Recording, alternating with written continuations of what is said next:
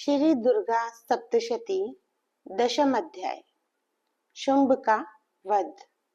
तपे हुए स्वर्ण के समान उज्जवल एवं भव्य कांति वाली सूर्य, चंद्रमा और अग्नि रूपी 3 नेत्रों वाली अर्थात इन तीनों में प्रकाश, ऊष्मा और ऊर्जा का संचार करने वाली अपने मनोरम हाथों में धनुष, बाण, अंकुश, पाश और शूल को तथा मस्तक पर अर्धचंद्र को धारण करने वाली शिव शक्ति स्वरूपा भगवती कामेश्वरी देवी का मैं हृदय से चिंतन करता हूँ, अर्थात उनका ध्यान करता हूँ, उन्हें प्रणाम करता हूँ, निवेदन करता हूँ।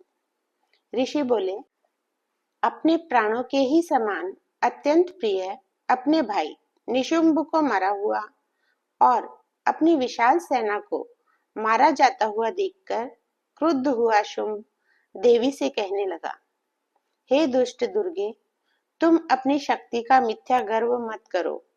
तुम जानती हो कि वास्तव में तुम दूसरी स्त्रियों की शक्ति का सहारा लेकर ही सफल होती हो, अतः तुम्हारा अभिमान करना सर्वथा निरर्थक है। देवी ने उत्तर दिया, हे दुष्ट, इस संसार में एकमात्र मैं ही हूँ। मेरे अतिरिक्त किसी और की सत्ता कहाँ है? देख, जिन्हें तू दूसरी स्त्रियां समझ रहा है वे मेरी ही विभूतियां हैं और मेरी इच्छा से मुझ में ही प्रविष्ट हो रही है। देवी के ऐसा कहते ही ब्रह्माणी आदि सभी देवियां अंबिका देवी के शरीर में लीन होती गई और देखते ही देखते अकेली अंबिका देवी ही अवशिष्ट रह गई। देवी ने कहा, दुष्ट, मैंने अपनी विभूति का प्रसार विस्तार कर दिया था और तुझे मुझसे भिन्न कुछ और दिखाई दे रहा था। अब मैंने अपनी विभूति का संकोच कर लिया है, अतः अब मैं अकेली रह गई हूँ। तुम स्थिर होकर मेरा सामना करो। ऋषि बोले, शुंभ और देवी के इस संवाद के उपरांत सभी देवों और असुरों के देखते ही देखते दोनों देवी और शुंभ में भयानक युद्ध छिड़ गया। दोनों देवी और शुंभ द्वारा एक दूसरे पर तीखे बाणों की वर्षा से तथा भयंकर शस्त्रों और अस्त्रों के प्रहार से सभी लोगों में भय उत्पन्न करने वाला भयंकर युद्ध छिड़ गया। देवी ने जितने भी दिव्य अस्त्रों का प्रयोग किया, दैत्यराज शुंभ ने अपने प्रतिरोधी शस्त्रास्त्रों से न केवल उन सबको खंडित कर दिया, अपितु देवी पर प्रहार भी किए। इधर देवी ने भी हुंकार ध्वनि करते हुए दुष्ट दैत्य शुंभ द्वारा छोड़े गए उसके अनेक दिव्य शस्त्रास्त्रों को बड़ी ही आसानी से काट डाला। यह देखकर क्रुद्ध हुए शुंभ ने एक साथ सैकड़ों बाणों को छोड़कर देवी को ढक दिया। फिर तो देवी ने अपने बाणों की वर्षा से उसके धनुष को ही काट डाला। धनुष के टूट जाने पर देवी पर प्रहार करने के लिए शुंभ ने अपने हाथ में शक्ति को लिया ही था कि देवी ने अपने चक्र से उसे भी काट डाला। इससे अत्यंत क्रुद्ध हुए दैत्यराज शुंभ ने 100 चांदों के चिन्ह वाली अर्थात 100% प्रमाणित एवं प्रभाव दिखाने वाली ढाल तथा सूर्य के समान दमकती तलवार को हाथ में लेकर देवी पर धावा बोल दिया।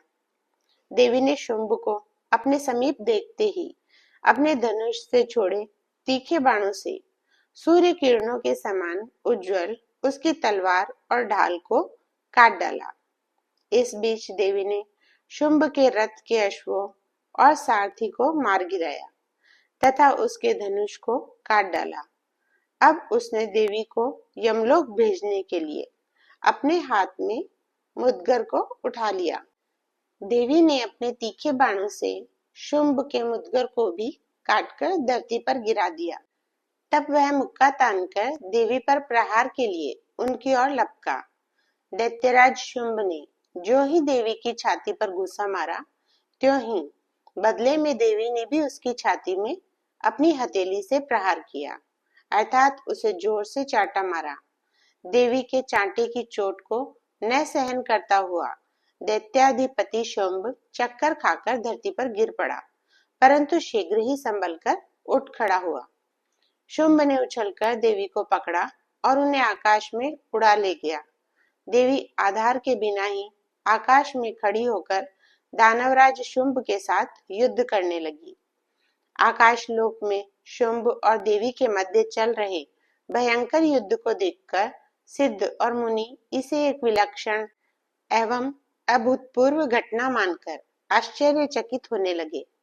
अंबिका ने आकाश में स्थित होकर बहुत देर तक शुंभ के साथ युद्ध किया और फिर उसे उठाकर घुमाते हुए पृथ्वी पर पटक दिया। पृथ्वी पर पटका दैत्य खड़ा हो गया और देवी का वध करने की इच्छा से मुट्ठी तानकर शीघ्रता से उधर को दौड़ा। दैत्यराज शुंभ को अपनी ओर लपकता देखकर देवी ने अपने त्रिशूल से उसकी छाती को भेदकर शीघ्रता से उसे धरती पर पटक दिया। देवी के त्रिशूल के प्रहार से शुंभ के प्राण निकल गए और उसकी मृत देह समुद्रों, द्वीपों और पर्वतों सहित जड़ चेतन को कंपाती हुई धड़ाम से पृथ्वी पर आ गिरी। आतताई दुष्ट शुंभ के मारे जाने पर संपूर्ण जगत के सभी प्राणी अत्यंत प्रसन्न एवं स्वस्थ हो उठे तथा आकाश भी स्वच्छ एवं निर्मल हो गया, अर्थात आकाशलोक निवासियों की चिंता और उद्विग्नता भी दूर हो गई। दुष्ट दैत्य शुंभ के मारे जाने पर उत्पात सूचक मेघों और उल्काओं का गिरना शांत हो गया तथा सभी नदियां भी अपने सही मार्ग से बहने लगी। देवलोक में उत्पात मचाने वाले शुंभ के मारे जाने पर देवों के हृदय में प्रसन्नता भर गई और वे तथा गंधर्व आदि देवी की स्तुति से मधुर गीत गाने लगे।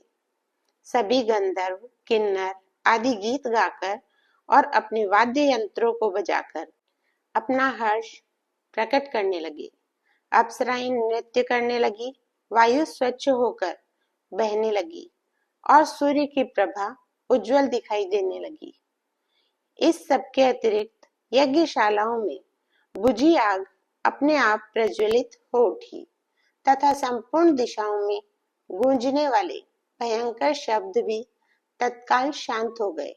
श्री मार्कंडेय पुराण में सावर्णिक मनवंतर की कथा के अंतर्गत देवी महात्म्य में शुंभ वध नामक 10वां अध्याय है।